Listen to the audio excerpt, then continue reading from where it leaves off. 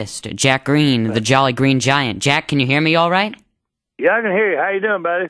I'm doing all right. How are you? Doing good, Paul. I know you're a busy guy, so I guess maybe, let's get down to it. It's sure great to have you on the program. A true honor. Well, thank you very much. And, what you been doing today? Oh, we haven't been doing too much today, but over the past few weeks, interviewed a lot of your legends, a lot of your friends. Jeannie Seely was here in the spring, and just a whole bunch of people. And great. Playing your music all this evening. Oh, thank you very much. I appreciate that. Oh, you're welcome. So, I guess you started your music career over 50 years ago. Is that correct? Yeah, I was with Ernest Tubb in 1961. I worked with Ernest for 5 years, and then in 1967 I went out on my own. And I've been going ever since. And wasn't it in the early 50s that you moved from Tennessee to Atlanta, Georgia, where you formed your own band, the Peachtree Boys? Peachtree Cowboys? Peachtree Cowboys? Yeah, uh-huh. And... okay, what was you going to say? Oh, I was just going to say, weren't you... you became known as one of the top backing band for the Stars in the Atlanta, Georgia area. Wasn't that true? We had a good time down there. And got a lot of work to do. Had a lot of work to do, and it was good. And then we finally heard Owen Bradley and Ernest Tubb got me to come to Nashville. And that's when you joined the famous Texas Troubadours, correct? Yeah, Ernest Tubb. That's when I joined Ernest Tubb and Texas Troubadours. I worked with him for 5 years. And playing drums, right? Playing drums, yeah. And he told me, we sitting back there one night, and he said, "Son, you got some problems, but you're doing pretty good. So I want you to get out of here, get on your own." But before that, there was a time when he actually threw you off of the bus, wasn't that right? Yeah. Would you mind telling us that story, please, Jack? Well, actually, it was.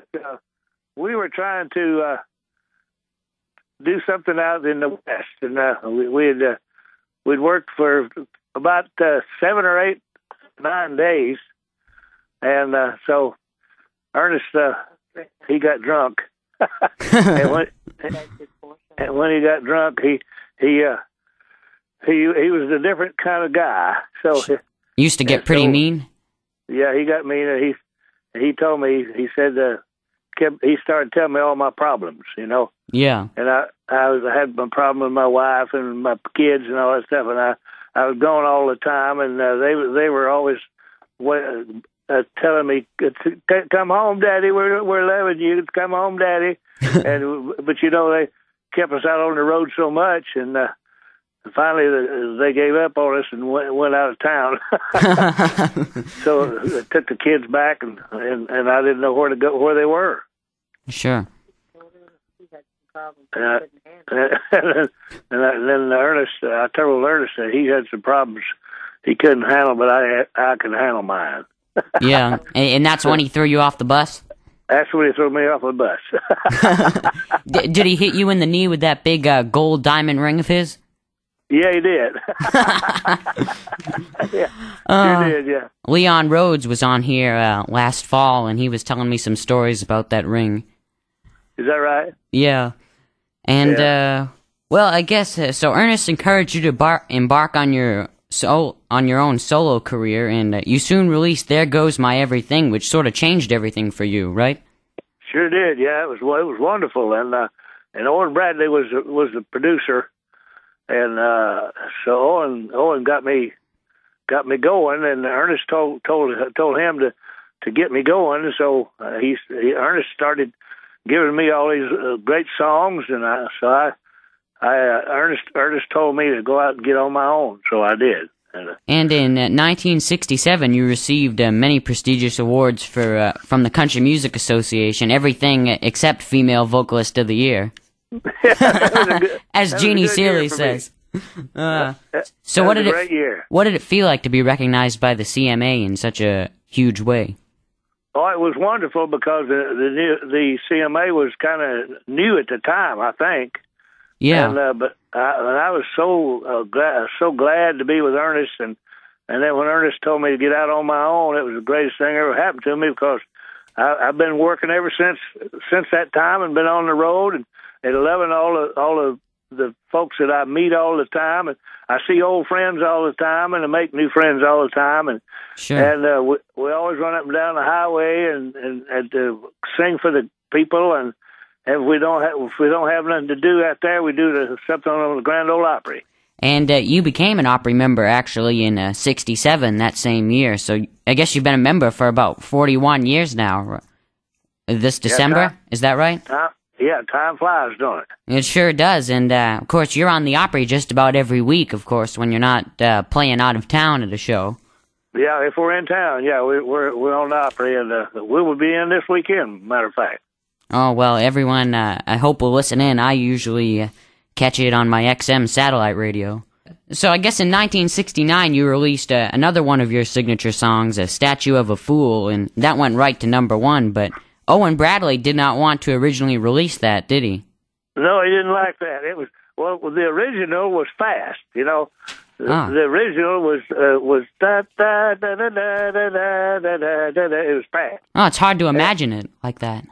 Yeah, and every time I told Owen that I want to record that, and every time I said I want to record it, he said, I don't like it. And finally one time we had recorded 4 sides, and he come out of the studio and he said, well, so far we've got nothing. I said, you're right, Ernest. He said, what's that old song you've been trying to get me to record? And I said, I'll go get the tape. He said, no, I want you to sit down here and sing it for me. So I started singing it fast, and he said, you're a ballad singer. Told everybody to take a break, and he got on his keyboard and started making the arrangement on it. And boy, it come out. We took one take, and it had 2 or 3 mistakes on it. And Owen said, we don't have time. So that was it. Every time I hear it, I hear those mistakes in there, but nobody else knows about it but us. No, you never know listening to it, and we're going to hear it in just a few minutes. All right. But then in the 1970s, you had a successful career as a duo act with Jeannie Seely. And yeah, we worked with Jeannie for about I think it was about 9 years. I think it was. Yeah, a long time. 11 years, she said. Yeah. 11. Wow. And you released such hits as "I Wish I Didn't Have to Miss You," and which we heard earlier, and "What in the World Has Gone Wrong with Our Love," and just a fabulous act. And I've just learned recently that you and Jeannie have recently teamed up on a new duet song for your new album coming out, "Precious Memories, Treasured Friends." And I was wondering, could you please tell us a little bit about this new duet and your new album? Well, Precious Memories and Precious Friends is something that we just wanted everybody to know that we love all of our friends that listen to us all the time, and I'll give some songs like that I think that people will love to hear and love to sing and love to and what. It's still in the works. It's still in the works. We're still working on it and making it longer and bigger and all the time. Right? And you have about 50 other country stars joining you on that album, right? Yeah, we do, and we still got more coming on. It's great because everybody wants to do it, you know, and it's wonderful. Right now, how many we got? So many? I don't even know. A lot. We've got probably a lot over of 50. People. Oh, it's over 50. Yeah. Work in progress. Work in progress. Yeah. And I guess that'll probably be out sometime in the spring. I hope it gets in the spring sometime soon. All right. Well, Jack, I'd like to thank you very much for appearing on my radio program. You're a true legend. Thank you for taking your time off of your busy schedule to come and talk with me. Well, thank you. I appreciate it very much, and I hope to see you sometime soon.